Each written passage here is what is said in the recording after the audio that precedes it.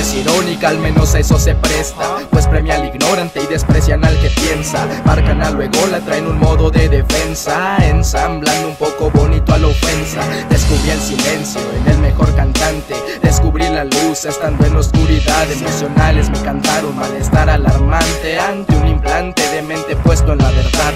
Conozco tanto a las purezas que ahora soy impuro. Trato con enfermedades las cuales no curo. Juro que es importante no ser como antes, es marcar el presente siendo como en tu futuro. Y es duro decidir, pero no imposible. Es duro sonreír cuando quieres ser libre. Es dura la vida cuando tienes que salir, en especial cuando te mueres para empezar a vivir.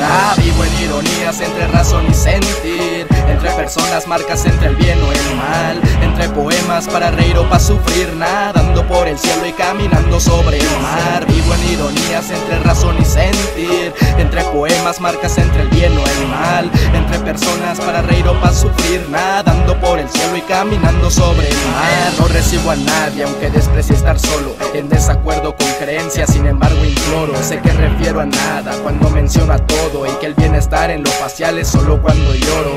No conozco a nadie que interese en conocerme, no conozco partes de mí que desprecie el saberlo. No me interesa si es que te interesa comprenderme, si el cielo está en mi cuerpo y en mis ojos el infierno. Ciertos comportamientos que maneja un cuaderno, lo malo no es ser, lo malo es querer serlo. Saberlo es una pérdida de tiempo, pero el tiempo no es parte del conocimiento, no.